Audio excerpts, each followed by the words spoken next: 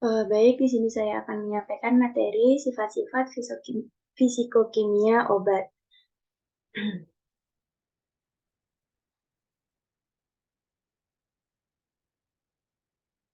Di sini saya mengambil materi tentang ikatan protein.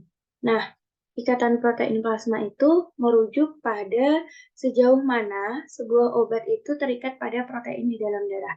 Nah, semakin sedikit ikatan suatu obat, maka semakin efisien obat tersebut dapat melintasi membran sel, atau semakin efisien obat tersebut dapat berdifusi.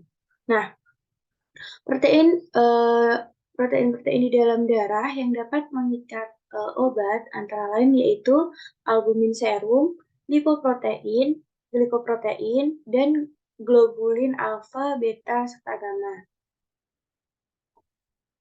Nah, di sini saya mengambil jurnal dengan judul, Mekanisme Katekin sebagai Obat Antidislipidemia menggunakan uji in silico. Nah, jurnal ini termasuk ke Sinta 2.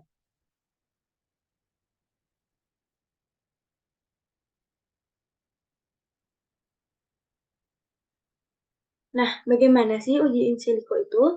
Jadi, uji in silico itu dilakukan melalui 3 tahapan. Yang pertama adalah optimasi enzim HMG-CoA, reduktase, dan reseptor LDL. Nah, optimasi protein ini dilakukan dengan cara mengunduh file protein di software. Selanjutnya, pada tahap yang kedua, itu dilakukan optimasi, senyawa uji katekin. Nah, katekin yang telah diunduh dari situs itu ditambahkan, atom hidrogen, kemudian diberikan muatan potensial dan diminimalisasi energinya sehingga membentuk konformasi dengan bentuk 3D paling stabil. Dan tahap yang terakhir yaitu dilakukan docking antara katekin dengan enzim HMG CoA reduktase dan reseptor LDL. Nah, di sini dapat dilihat struktur molekul katekin. Katekin ini adalah golongan metabolit sekunder yang secara alami dihasilkan oleh tumbuh-tumbuhan. Nah, senyawa ini termasuk ke dalam golongan flavonoid. Kandungan dari senyawa katekin ini, salah satunya terdapat pada tumbuhan gambir. Nah, katekin yang tinggi di dalam tumbuhan gambir ini berpotensi sebagai antidislipidemia. Apa sih dislipidemia itu? Jadi, dislipidemia itu adalah suatu kondisi di mana tubuh kita ini memiliki kadar lipoprotein lemak yang abnormal di dalam plasma darah. Jadi, katekin di sini bisa dijadikan sebagai antidislipidemia, di mana dapat menormalkan kembali, kadar lipoprotein lemak di dalam plasma darah kita. Nah, di sini dapat dilihat ini adalah hasilnya. Yang pertama yaitu, interaksi ikatan katekin dengan HMG-CoA reduktase. Di sini yang pertama di sini ada, lisin. Lisin ini mendonorkan hidrogen ke cincin C. Selanjutnya ada treonin. Treonin ini mendonorkan hidrogen kepada, atom atom OH pada gugus bensil. Nah, selanjutnya yaitu ada, eee, gugus hidroksil. Gugus hidroksil di sini mendonorkan hidrogen kepada asam glutamat. Nah, selanjutnya yaitu ada, gugus hidroksil juga di sini yang mendonorkan hidrogen kepada, glutamin. Selanjutnya yaitu, interaksi ikatan katekin dengan reseptor LDL. Yang pertama yaitu ada gugus hidroksil di sini mendonorkan leusin mendonorkan hidrogen ke leusin dengan jarak ikatan 2,20. Selanjutnya yaitu ada treonin yang mendonorkan gugus hidrogen ke gugus hidroksil dengan jarak ikatan yaitu 2,05. Selanjutnya yaitu isoleusin. Di sini isoleusin dan gugus hidroksil ini saling mendonorkan hidrogen dan saling menerima hidrogen masing-masing. Selanjutnya yaitu ada glutamin.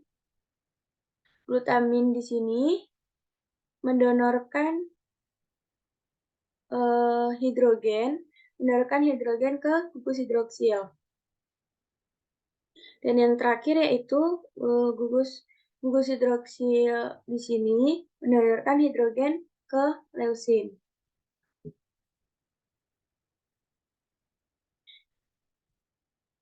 Yang terakhir yaitu ada sintesis kolesterol. Nah, sintesis kolesterol ini dilalui dalam empat tahapan yang dimulai dengan asetil-CoA. Tahap yang pertama yaitu sintesis mevalonat dari asetil-CoA. Selanjutnya, tahap kedua yaitu mengubah mevalonat ini menjadi aktif isopropen.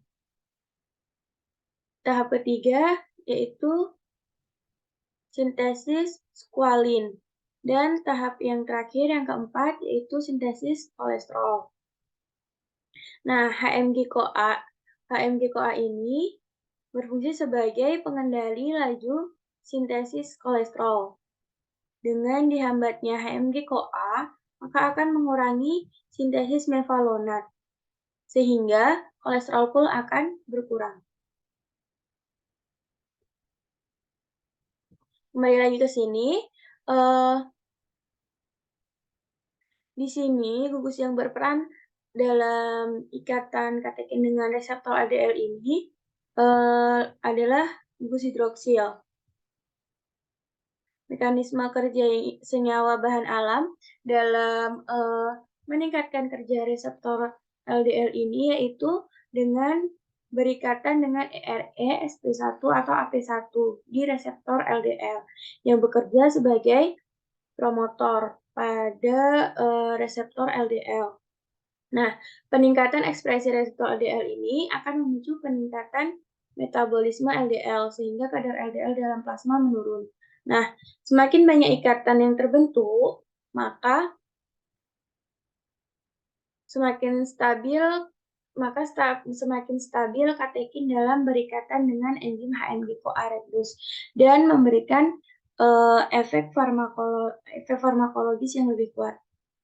Nah, adanya ikatan hidrofobik pada interaksi katekin dengan enzim HMG-CoA reductase ini membuat ikatan hidrogen di sekitarnya mengendur, sehingga energi ikatan yang diperlukan menjadi meningkat.